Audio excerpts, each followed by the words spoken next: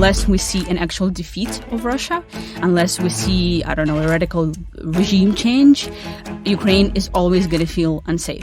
And any pause in fighting is only going to benefit Russia because it's going to build up more troops, it's going to find more people, it's going to build more weapons, build new plans, etc. I'm Benjamin Wittes, editor-in-chief of Lawfare, with Anastasia Lapatina, Kiev Fellow of the Lawfare Institute, and Eric Charamella of the Carnegie Endowment for International Peace. What the Allied leaders decided at the summit was the problem of Russian military aggression and military threat to Ukraine and Europe is not going to go away anytime soon. So we need to take a much more kind of holistic, comprehensive Allied approach to coordinating aid and training for Ukraine. Today, we're talking about the latest events in the Ukraine conflict, the NATO summit, horrible bombings in Kyiv, Viktor Orban's peace offensive, and much, much more. Okay, guys, we got a lot of ground to cover here. We've had hospital bombings, a NATO summit, a Viktor Orban peace mission. We got a lot going on, so I'm going to stop the laughter in my voice. And Nastya, I want you to start by telling us about the hospital bombing, which is now, I guess, almost 2 weeks ago. What happened and what do we know about it? Right. So on July 8th, which is around 2 weeks from the time that we're recording this, Russia launched a mass missile attack on Kyiv in the morning of July 8th. And one of the places that was hit is the Ahmedit Children's Hospital. And it's a very important hospital. It's one of the most important hospitals in Ukraine because this is this new, very, Western, pretty hospital that treats kids with cancer, that treats kids with especially difficult health conditions. And it has the best doctors in all of these fields. So it's the most vulnerable kind of part of the population that you can get. And a Russian missile hit the Ahmedin Hospital. One child died, unfortunately, and 2 doctors were killed as well. And we've seen the horrific images of destruction, of the rubble, of, what seemed like the entire city, the entire Kyiv coming after the bombing to clear the rubble and try to help people. And there were all of these kids with various treatments attached to them trying to evacuate and move. And it was truly horrific, and it shook Kyiv, it shook Ukraine when it happened. But that's not even probably the worst thing that happened that day, because on that morning, also, a civilian apartment building was just completely flattened. It fell like house of cards. And 13 people, including 4 kids, died in that bombing. So this is the same morning, the same attack. Also, a part of a private clinic on the left bank of the city has also been hit by debris. So a Russian missile was intercepted, and debris, as often happens, is also very destructive and damaging. And that killed 9 people in a clinic in Kyiv. And also on top of that, 2 top floors of a business center have been hit by debris as well. And that killed 7 people. This is all in one morning. And 2 more people also died near a metro station in Kyiv. So that brings the death toll to 33 people, which is staggeringly high for Kyiv. We've seen much larger attacks in terms of amount of missiles that have been sent. The first thing that comes to my mind, 2 days after I gave birth to my daughter, Russia launched, I think, more than 100 sorts of weaponry overall at Kyiv. It was 60 or 70 missiles and 30 drones all in one day. But only 4 people died that day. Whereas now we've seen much less amount of actual missiles, but much higher casualties, unfortunately. And 121 people were injured, including 10 children. So it was truly a horrific day. And this is just Kyiv. Keep in mind, on that same morning, other cities are also hit and dozens of people are killed in other cities. So July 8th, it just was a tragic day. It was terrible. And I think the fact that there have been so many casualties might say something about the state of our air defense right now. Because to me, this is truly surprising. I've lived in Kyiv for several years now during the war, and I generally feel safe-ish. I generally trust our air defense. Things barely get really bad in Kyiv in terms of casualties. But that morning, 33 people, that's a lot. And it's terrible, especially considering that many of those were kids. All right. So, Eric, whenever an incident like this happens and civilian infrastructure is hit, there's a real instinct to, just respond on the assumption that the civilian infrastructure was targeted. And there's a fair, large amount of evidence that Russia targets civilian infrastructure. I don't want to put you in the position of speaking for the Russian Federation, but can you think of any strategic logic for these missile attacks that, is outside the realm of war crimes? Yeah, just to start, it's obvious that Russia's, strike campaign has kind of qualitatively changed over the course of this year. And Nastya mentioned the kind of the problematic air defense coverage, which really started to, become an issue in the January-February timeframe. And if we remember, Russia had held off on, large-scale infrastructure attacks through the winter, but then starting in March, started to go very deliberately after the energy grid and took offline something like 90% of Ukraine's non-nuclear power generation capacity. So there's definitely been a sustained campaign against the power grid, against the defense industry as well. I think, it's been clear that Russia has been sort of recklessly lobbing missiles into populated areas where there's a very high risk of collateral damage. Russia certainly doesn't have the kind of calculations that like the U.S. military has about warfare in urban areas and aerial attacks and so on and so forth. So they don't particularly care if, they lob a missile and then maybe Ukrainian air defense shoots it down and the debris falls on an apartment building or something like that, or a missile goes awry. What I think happened in this situation, talking to some military analysts and looking at, sort of where the missile impacts were that day, there was a sort of concerted strike on a possibly defunct, it's sort of unclear, Ukrainian missile factory that was just maybe less than a kilometer away from the children's hospital.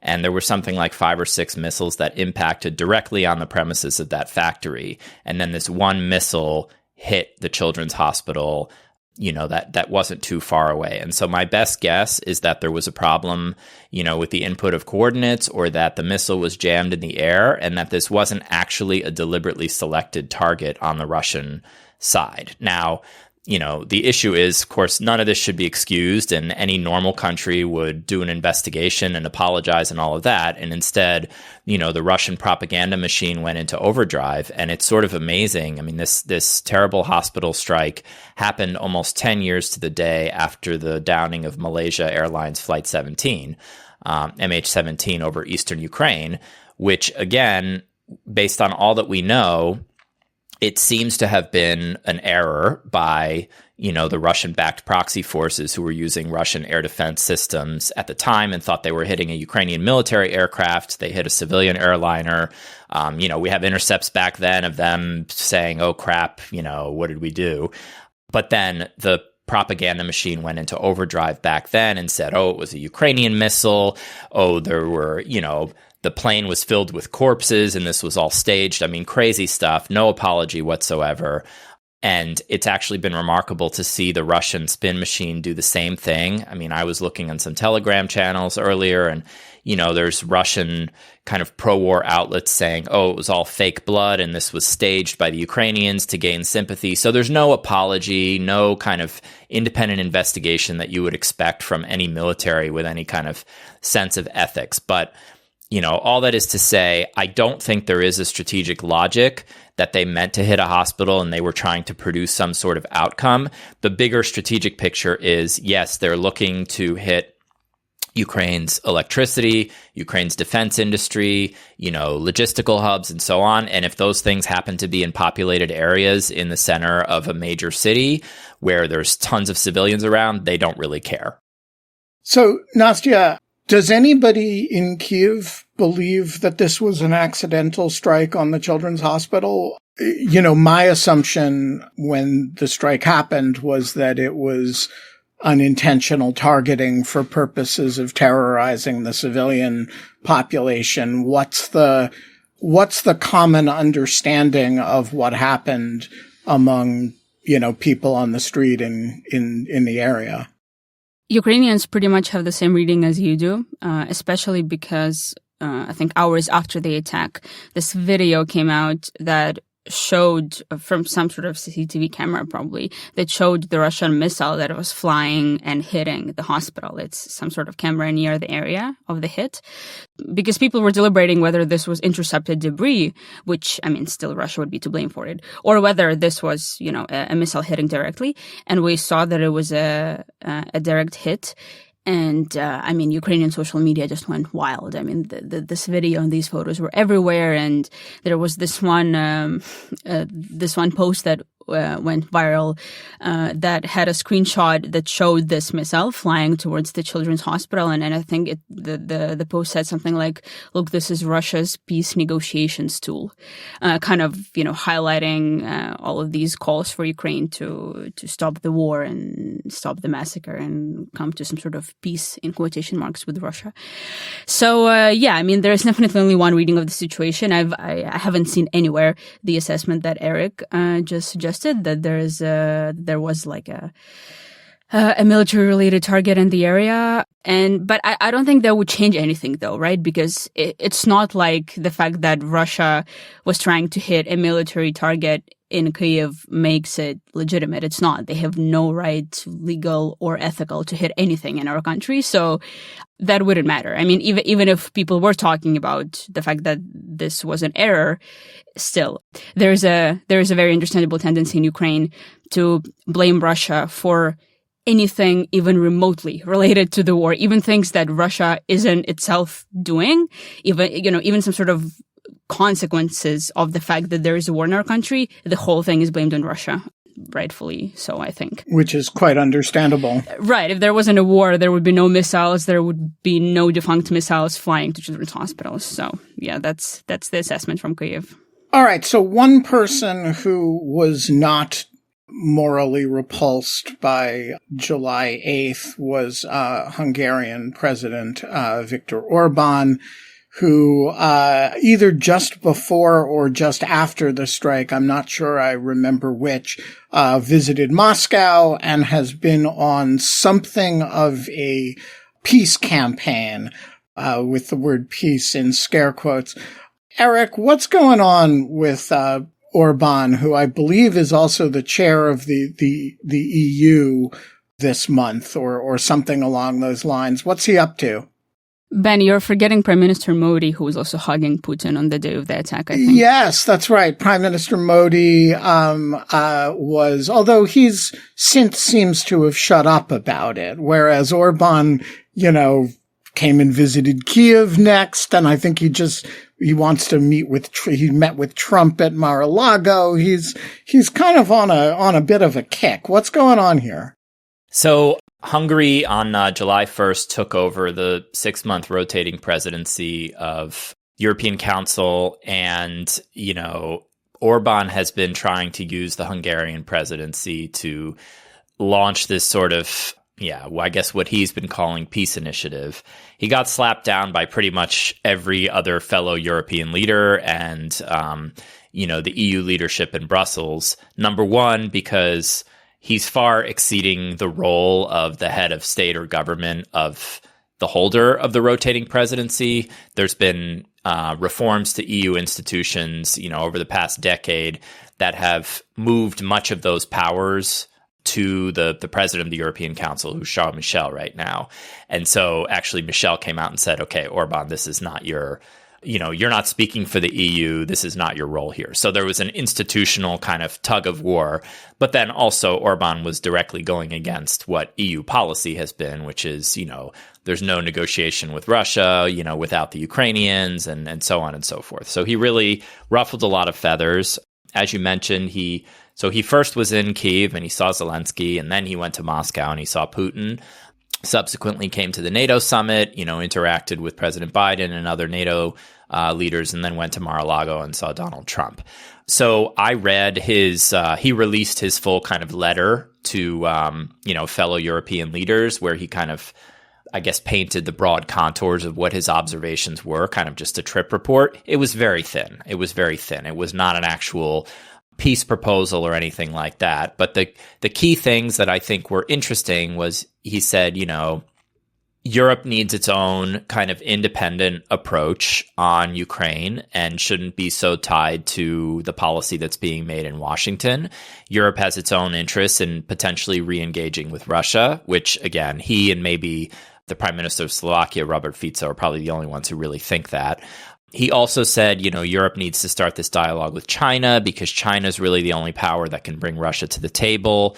We're forgetting that he also went to Beijing roughly 10 days ago. That's right. After the Russia visit. That. Yes, he's been It was really a peace tour. Yeah, very active. But he also claimed that Trump had some, quote, detailed plan to, resolve the war in 24 hours, like he said publicly. Of course, there's been no information that I'm deeply skeptical that such a plan actually exists.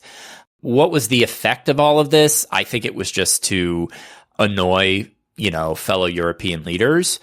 But there is some kernel of, something going on here, which I think we shouldn't really gloss over, which is that, the mood, and I would be very curious to hear Nastia's take on this, the mood in Ukraine is shifting a little bit. And there's been a lot of public opinion polling over the last month or two, including one that Carnegie commissioned about Ukrainians' opinions of the war, where there is a little bit more openness to talks, not to concessions. We should be very clear about that. Talking with Russia is not the same as conceding and giving into their demands, but there's a little bit more openness to that. There is obviously war fatigue setting in. There's a desire to localize the conflict and get the missile strikes to stop and all of that. It's completely understandable. What's been interesting is to watch President Zelensky slowly shift his public stance. And, he had a couple of interviews, including yesterday with the BBC when he's been in London, where he said, we don't necessarily need to get all the territory back through military means. We can pursue diplomatic means, and this might be a longer term play. And that is, distinctly different from, our objectives remain the 1991 borders, period. End of story. We'll liberate all of our land.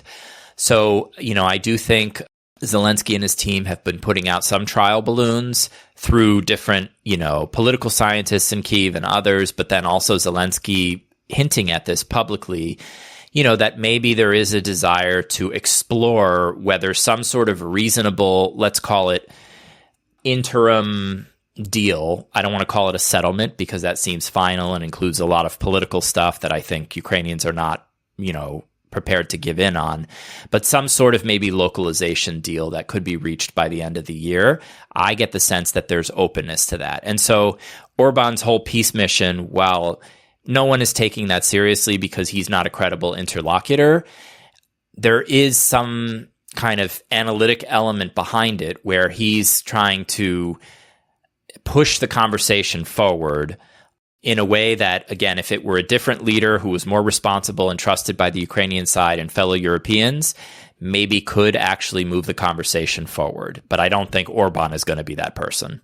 All right. So I want to actually add an additional element to this, which is that Orban, while not a credible figure in this, does actually represent something, which is he represents the Slovakian prime minister, but also the opposition parties in a whole bunch of different European countries. He's kind of where the AfD is in Germany, and he's kind of where the Le Pen people are, or at least used to be in France. He's kind of where, these non-Italian far-right parties, the Italian far right seems to be part of the NATO consensus or the European consensus on Ukraine, but they're kind of the only ones. And the other figure that is sort of represented by Orban in this is, and most importantly, is Donald Trump, which is why I think the the Mar-a-Lago visit is an important element of this tour because he kind of comes out fronting for Trump's probably non-existent 24-hour detailed peace plan. So, Nastya, what do you make of all of this, and how should we understand Orban as a harbinger of things to come, both in Europe and the United States, but also as reflecting possible or trying to open up a little bit of pushing forward a direction that people may be already inclined to think about? I agree with what you said, that Orban isn't the only individual in the whole entire world who is pushing for these kinds of talks. That there is a whole array of various political parties and governments who actually support this idea of, we have to stop, in quotation marks, funding this war, and we just have to end it, and we want peace, and so on. I mean, it's very useful for me as a journalist and as a Ukrainian to kind of remember that actually not the whole entire world is supporting my country, that there are many non-Western states who have completely different interests and who are leaning in a very different direction. And those, I think, are also the audiences who might be intrigued by what Orban is doing, because if you don't know the very important, necessary Ukrainian context of this, if you don't know what this war is truly about and how ending it with some sort of peace deal may pose additional risks and so on, then if you look at what Orban is doing, it actually kind of looks great. I mean, he goes and visits what looks like every interested party in the conflict. As he says, he has all of these conversations. He's trying to truly understand what's going on. So, like, if you don't know any context and just from the outside, this looks very solid. Like, he looks like the guy who is actually trying to broker something important here. So, I mean, I think it's important to keep in mind that there may be other audiences who are not, the EU or NATO members who might have a very different understanding of this. I am getting the sense of people slowly moving into the direction of like, okay, what are our kind of other options? Is there some sort of political, diplomatic solution that can be reached? There is still, I think, the majority of the country is still very united on the fact that any supposed peace deal is ultimately going to be bad for Ukraine, because there is a deep and I would say complete mistrust of Russia and whatever document they're signing. Every Ukrainian is constantly going to bring up Chechnya if you talk to them about this, right? Because Russians signed a deal with Chechnya and then invaded them several years later. So I think this is the biggest fear for Ukrainians, that unless we see an actual defeat of Russia, unless we see, a radical regime change, Ukraine is always going to feel unsafe. And any pause in fighting is only going to benefit Russia, because it's going to build up more troops, it's going to find more people, it's going to build more weapons, build new plans, etc. We're constantly reminded by politicians and analysts in Kyiv that, no matter what Russia says, their goals haven't changed. They still won't calm down and stop until Ukraine gives up on some of its strategic goals, like joining NATO, joining EU. So basically, this is why I'm actually planning to work on a piece about exactly this, because this issue of peace talks or possible ending to this war in Ukraine is kind of this impossible question. Like, there are no good choices. At the moment, there are no good options. And it's really tough, especially considering the fact that Russia keeps terrorizing the civilian population. So 6 months ago, a year ago, particularly before the counteroffensive and the failure of the counteroffensive, the conversation we're now having was unthinkable. If you said, is there some de-escalation possible? Is there some diplomatic approach? The answer was no, absolutely not. And you agree with Eric that there's some softening of that.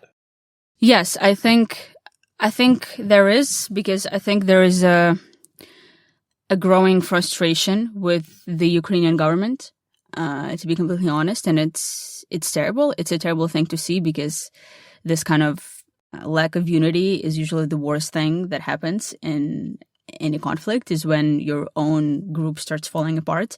And I think this is partially what's happening to our society, especially in light of, mobilization issues, the issues with mobilization bill, the fact that, there are still corruption scandals going on. And, people are really getting frustrated that the war, that after the failure of the counteroffensive, there's no positivity in regards to what's happening in the front line. I mean, everything is just kind of grim, but we still have to keep pushing because, as I said, we really don't have any good options. Like any option that we choose here is going to be bad. If we keep fighting until the last man, we depend on the West to win with that strategy. So in our ideal world, what Ukraine is ultimately pushing for is that we want to defeat Russia militarily because this is the only way how we can be safe in the future. We actually Russia actually has to be defeated. The only way we can do that is if we have enough men and enough weaponry. And as lessons from the counteroffensive also have shown, and this entire war, what it has shown is that the West can't, unfortunately, supply us with enough weapons for this ultimate defeat that we're looking for. And now we're also having a manpower issue. So it's quite grim. It's quite grim. And then signing any peace or any document with Russia is also gonna lead to more darkness. So I don't even. That's my only emotional kind of response, unfortunately. Mm-hmm. All right. So we're gonna come back to the inadequacy of aid, but let's come to Washington first, as did all of NATO and a whole bunch of Ukrainians, including the president. Eric, what comes out of this NATO summit? I heard a great deal of grumbling from non-governmental participants about how stage-managed the whole thing was and how fake the panels were. What did you make of the NATO summit, and what should I make of the NATO summit? Other than it was a traffic nightmare for DC. Definitely a traffic nightmare. I mean, I think kind of the overall context for this summit was about something that has nothing to do with NATO, which is domestic U.S. politics. And, the summit happening in the wake of President Biden's disastrous debate performance and, the kind of growing realization that there's a good chance that Donald Trump is going to become president again. And, Europeans and kind of grappling with what it might look like for the United States, not necessarily to withdraw from NATO, but to substantially curtail participation in and leadership of the alliance, which has depended on, Washington since it was founded. So a lot of kind of existential angst that was kind of casting a really dark shadow over the whole, what was supposed to be a very kind of joyous celebration of 75 years of the most successful military alliance in history. Of course, the other issue that was not, expressly on, the agenda insofar as it's not part of NATO, is Ukraine, of course. And so, those sort of events and deliverables obviously were many weeks and months in the making. And there was this, back and forth in particular about the language related to Ukraine's potential or eventual membership in NATO. The communique this time had the new word irreversible in it, which was, Ukraine's irreversible path to Euro-Atlantic integration. There was not as much, I would say, expectation setting this time that Ukraine would receive an invitation. If we rewind to last year's Vilnius summit, there was a great expectation built up that it was possible. And of course, it didn't happen at the Vilnius summit, and then there was a lot of anger and angry tweets and emotions and all of that. This time, it was more carefully managed diplomatically. That the expectations were basically met. That there was a little bit of a change in the language, but then also these other sort of concrete deliverables that were related to NATO's role in kind of coordinating aid to Ukraine, shifting a little bit from this ad hoc U.S.-led process that I'm sure we'll get into a little bit more later, but kind of some people colloquially called it Trump-proofing because it would shift a lot of the burden from, the Pentagon to NATO and institutionalize it a little bit. I would call it really just kind of the standard process of moving from an emergency to something that's a long-term strategy. And I think it's good. It would be good policy regardless of who wins the presidency in November, because, what we have now, this process that's been run out of Germany, it's worked for 2.5 years, but it's sort of held together by duct tape, and there's no institutional kind of framework behind it. And so what the Allied leaders decided at the summit was the problem of Russian military aggression and the military threat to Ukraine and Europe is not going to go away anytime soon. So we need to take a much more kind of holistic, comprehensive Allied approach to coordinating aid and training for Ukraine.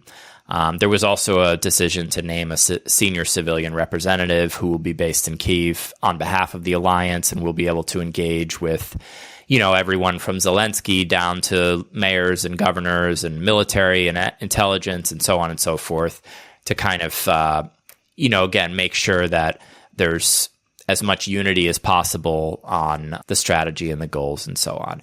So I would say it was a mixed bag. There's some kind of cautious steps forward. Obviously, Ukraine would have wanted something more decisive, whether on membership or major new assistance packages. It didn't happen, but, it's not the end of the story. There's still a lot of work that needs to be done. Nastya, what is your perception of the NATO summit? How happy or irritated are the Ukrainian government officials following it? So Ukraine has a very interesting and very delicate relationship with the West in many ways, because pretty much the survival of our country depends on Western aid. And when we don't get enough of it, we naturally get very mad. And the fact that Ukraine is asking for more military aid, I mean, this isn't just some sort of on a whim thinking. I mean, there are many credible military analysts saying that, things like the counteroffensive, for example, actually could have gone much better if we had more weapons earlier. So Ukraine has all the rights in the world, I think, in my subjective opinion, to ask for more aid. But then we can't get too mad either, right? Because again, there is this dependency and there is this relationship that has to be kept. So it's this very delicate kind of dance that Ukrainian officials are playing in terms of managing the emotionality of the tweets after various summits and document signings and so on. And there was a lot of work done before the summit. I've heard that apparently because it was this anniversary of NATO, Ukrainian officials were kind of told that, guys, not everything is about you. We just want to have a celebration. We just kind of want to celebrate how successful we are. And let's just not make this thing about Ukraine all too much. From the get-go, I think Ukraine expected that there weren't going to be any kind of breakthroughs or an invitation. So Ukraine is kind of always hoping for much more than it gets, but it also keeps things realistic, understanding that not everything is going to happen. Definitely the most significant thing that happened is, as Eric mentioned, this wording, the irreversible path to full Euro-Atlantic integration. I'm pretty sure this is the first time this kind of language has been used. Is it a deal breaker that's going to save a bunch of lives right now on the front line? No. Is it still a very good sign? Yes.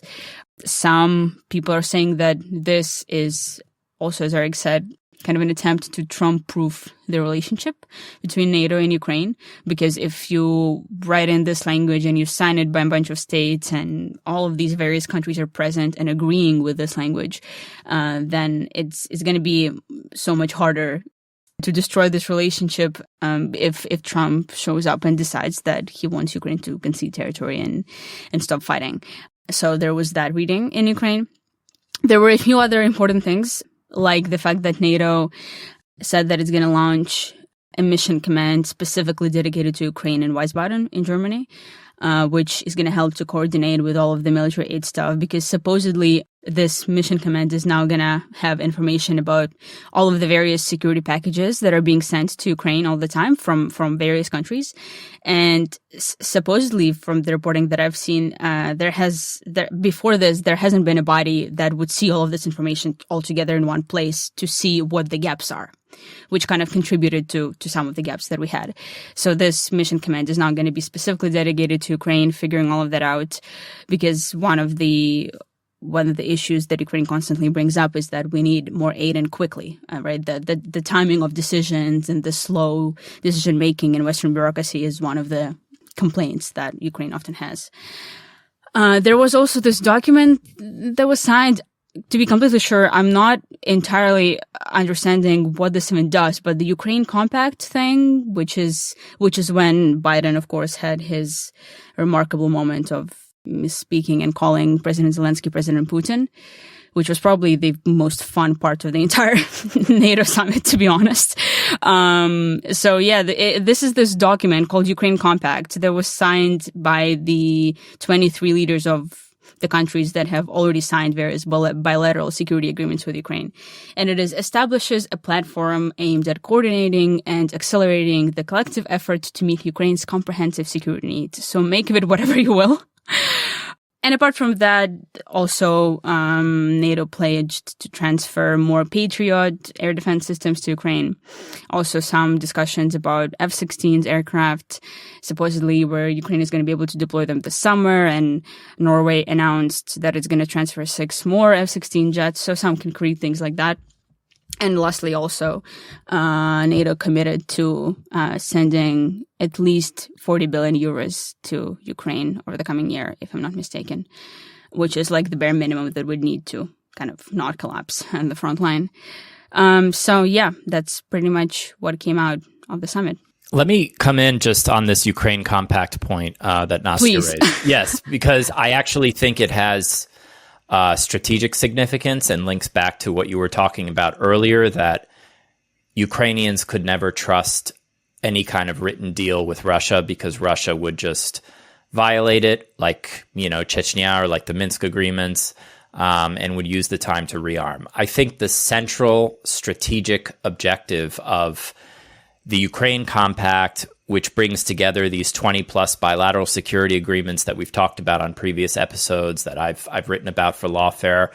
I think the point is to say, okay, we can't deal with the question of Ukraine's membership in NATO right now while the war is ongoing. We're kind of kicking the can down the road. We're saying that we have the intention politically to bring Ukraine in eventually, but we can't figure that out now. So what we're doing is trying to construct a credible interim security framework such that if there were a ceasefire, there would be enough deterrence and credibility in place for long-term Western commitments to Ukraine that Putin or whoever the Russian leader is at that point would know that they couldn't just rearm and attack again, that the West is not going to abandon Ukraine during this time. I would say that it's, like you said, there's no kind of magic, wording or document that's going to kind of cause the Kremlin to fundamentally say, okay, we've lost, or we can't attack Ukraine anymore, take any more territory. But I do think it's like another brick in the wall that's being built slowly over time to show that actually we do mean this thing when we say as long as it takes or whatever until a just and lasting peace, that there are actual strong political commitments. They could be legally binding. They're not yet, but that could happen in the future, but at least very, very strong political commitments that there is this collective framework behind Ukraine. And so I do think that's the strategic significance behind it. And it gets to, again, your point, Nastya, which is, Ukrainians rightly think that Russia's never going to leave Ukraine alone until it's comprehensively defeated on the battlefield.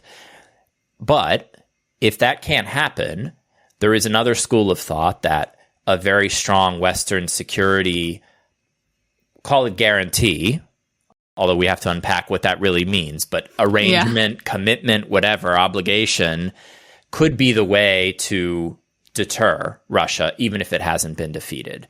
So I think that's sort of the direction that we're going in. And like I said, the Ukraine Compact is it's a data point, it's a framework, it can be built upon, but I think it's a step in the right direction.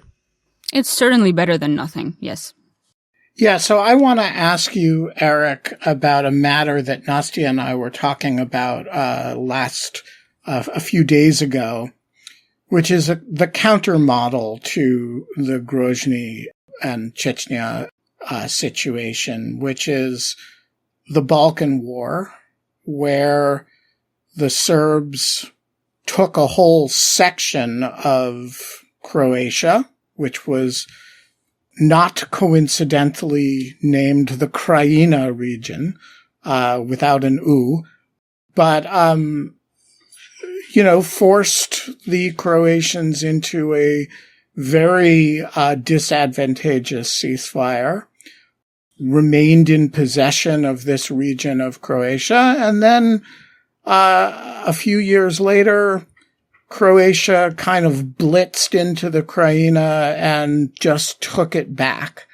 And my question is, why are we all assuming that with a long-term Western security commitment, that the renewed fighting, when it comes, will be on Russia's terms to take the rest of Ukraine in a kind of Grozny or, Germans in Czechoslovakia kind of way, rather than, at some point Ukraine will be in a position to take back its territory and, is permitted under international law to do so whenever it feels like it.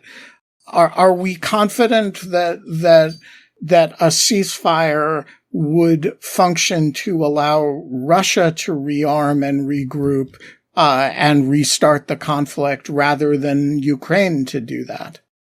Yeah, I mean, that's really interesting that you bring that up, because I actually remember when the first Minsk agreement was signed in September 2014, a senior Ukrainian official at the time said that, this was the best that they could hope for now, but in the future, they were aiming for a Croatia model where Ukraine would build up its military capacity and then take back the territory sometime in the future when the adversary was weakened.